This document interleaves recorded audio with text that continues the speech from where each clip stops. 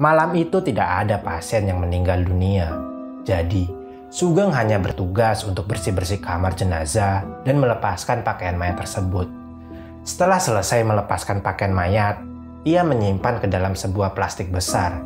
Dan ia pun keluar dari kamar jenazah. Tiba-tiba ada seorang bapak-bapak yang memanggilnya. Sugeng pun menghampiri bapak-bapak itu dan bertanya,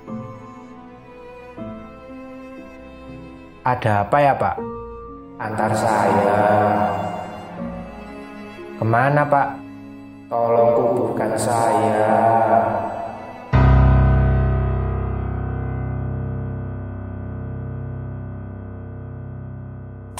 Assalamualaikum warahmatullahi wabarakatuh. Selamat malam semuanya.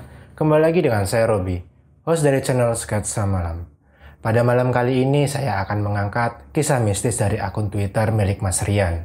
Bagi yang lebih suka membaca bisa langsung kunjungi akun Twitternya. Link saya taruh di deskripsi. Dan bagi yang suka versi diceritakan bisa simak video ini sampai habis. Sebelum itu jangan lupa like, komen, dan subscribe channel Sketsa Malam agar kita makin semangat dalam berkarya. Dan berikut adalah kisahnya.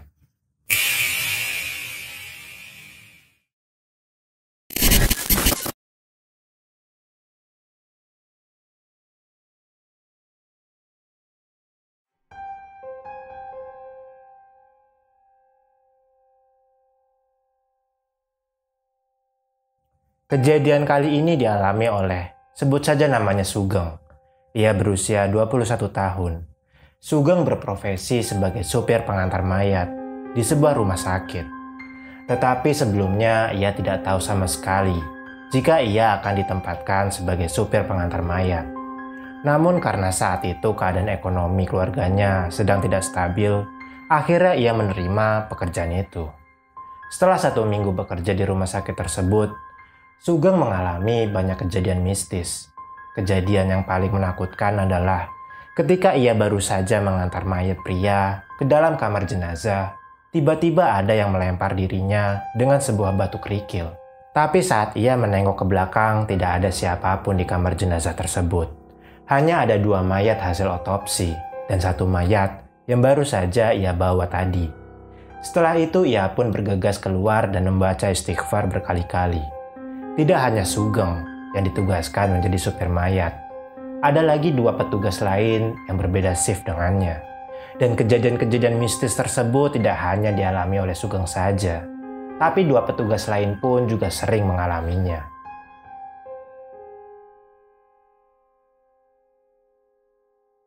Cerita mistis yang Sugeng alami tidak hanya sampai situ.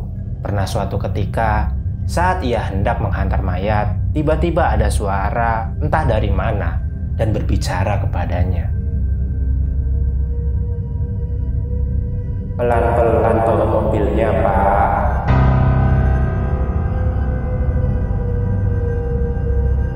Suara itu terdengar lirih dan jelas saja membuat Sugeng bergidik ngeri. Di mobil tersebut tidak ada siapa-siapa lagi, kecuali Sugeng dan seorang mayat wanita yang merupakan korban kecelakaan. Memang tidak semua rumah sakit harus dipercaya sebagai tempat angker yang memiliki banyak sekali interaksi dengan makhluk halus. Tapi tak sedikit juga cerita yang menceritakan bahwa memang seringkali banyak muncul penampakan di rumah sakit. Cerita kejadian ini masih dari Sugeng, dan cerita yang ia alami kali ini sungguh di luar nalar. Kala itu ia sedang melaksanakan piket di malam Jumat. Malam itu tidak ada pasien yang meninggal dunia. Jadi, Sugeng hanya bertugas untuk bersih-bersih kamar jenazah dan melepaskan pakaian mayat tersebut. Setelah selesai melepaskan pakaian mayat, ia menyimpan ke dalam sebuah plastik besar. Dan ia pun keluar dari kamar jenazah. Tiba-tiba ada seorang bapak-bapak yang memanggilnya. Sugeng pun menghampiri bapak-bapak itu dan bertanya, "Ada apa ya, Pak?" "Antar saya." "Kemana, Pak?" "Tolong kuburkan saya." Astagfirullah. Setelah mendengar perkataan dari bapak-bapak tersebut, Sugeng pun kemudian berlari menjauh. Oh ya, sebagai informasi saja, Pelepasan pakaian mayat itu sebelumnya sudah atas dasar izin dari keluarga pasien untuk langsung dimandikan pihak rumah sakit. Penerapan itu memang tak banyak dilakukan oleh rumah sakit lain, hanya rumah sakit tertentu saja. Kembali lagi ke cerita, pada pukul 2 pagi, Sugeng ditelepon oleh dokter. Ia diminta untuk membawa pasien yang baru saja meninggal akibat serangan jantung. Sugeng pun segera datang ke ruang rawat, tempat di mana pasien itu berada. Sesampainya di ruang rawat, ia menghampiri ranjang pasien tersebut. Betapa terkejutnya Sugeng. Ternyata pasien yang meninggal itu adalah sosok bapak-bapak tadi yang meminta Sugeng untuk menguburkan dirinya. Sugeng pun membawa mayat tersebut ke ruang jenazah.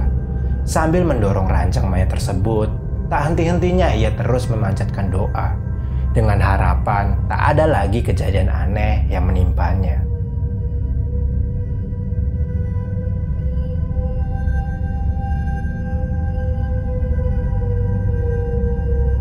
Berbeda dengan Sugeng, kejadian mistis kali ini dialami oleh Ahmad.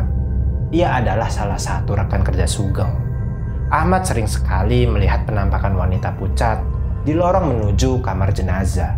Sosok wanita berpakaian serba putih dengan rambut panjang tersebut nampaknya memang kerap sekali mengganggu, baik itu keluarga pasien ataupun para perawat dan pekerja di rumah sakit tersebut.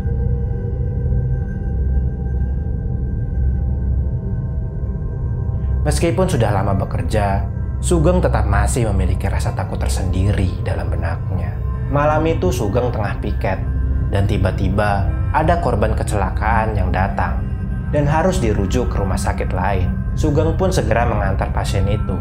Setelah selesai mengantar pasien ke rumah sakit rujukan, Sugeng pun kembali ke rumah sakit tempat ia bekerja, dan ia mengantarkan berkasnya ke bagian administrasi.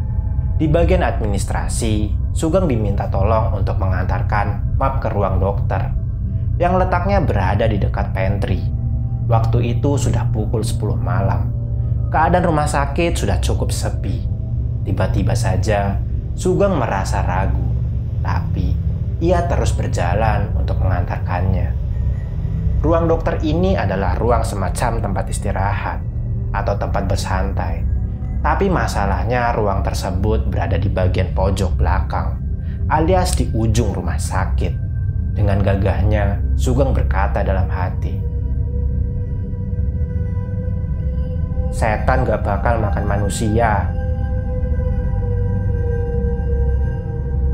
Dengan terus melangkahkan kakinya ke ruang paling ujung yang gelap dan menyeramkan di rumah sakit tersebut, terlihat ada bayangan manusia yang tengah berdiri di depan ruangan dokter tersebut, dan perasaan Sugeng pun berangsur lega. Syukurlah aku gak sendiri. Namun semakin dekat ia menuju ruangan tersebut, ia merasakan ada kejanggalan. Sugeng merasa ada yang salah dari orang yang tengah berdiri di depan ruang dokter tersebut. Sugeng merasa bahwa orang yang ia lihat itu kakinya tidak menapak tanah. Tapi yang anehnya, tinggi orang tersebut menyerupai tinggi manusia normal pada umumnya. Logika Sugeng pun berkata, kalau setan mengambang, harusnya terlihat lebih tinggi dari ukuran tubuh manusia.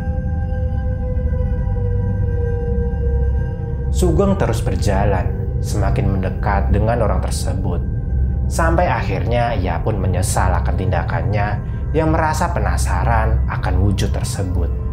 Memang benar tingginya sama seperti orang normal, tapi wujud yang berdiri di depan ruang dokter tersebut adalah setan. Yang Sugeng lihat wujud dari setan itu hanya dari badan sampai kepalanya saja. Seketika jantung Sugeng pun berhenti berdetak karena melihat pemandangan yang amat menyeramkan tersebut. Tapi mungkin karena Sugeng sudah tidak punya rasa takut dan terbiasa diganggu oleh setan, ia justru malah mengajak setan itu ngobrol. "Pak, ada dokternya nggak di situ?" Sugeng pun bertanya kepada setan itu, dan sialnya, setan itu menjawab pertanyaan Sugeng. "Gak ada, Pak. Tadi lihat saya langsung lari keluar rumah sakit. Oh, ya udah. Terima kasih ya. Kamu yang dibawa kemarin itu ya, yang kecelakaan. Iya Pak, saya masih betah di sini. Sugeng pun meninggalkan tempat tersebut sambil menggerutu dalam hatinya. Sial banget, sial. Udah gajinya kecil, lihatnya yang begitu mulu.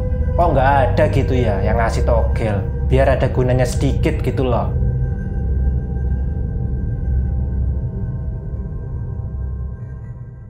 Ya, itu tadi adalah kisah mistis yang dialami oleh Sugeng yang berprofesi sebagai supir pengantar jenazah. Ambil pembelajaran dari kisah Sugeng ini, dan terima kasih yang telah mendengarkan kisah ini sampai habis. Jangan lupa like, komen, dan subscribe channel Sketsa Malam, agar kita makin semangat dalam membawakan kisah-kisah horor selanjutnya. Saya Robi, Sketsa Malam, undur diri.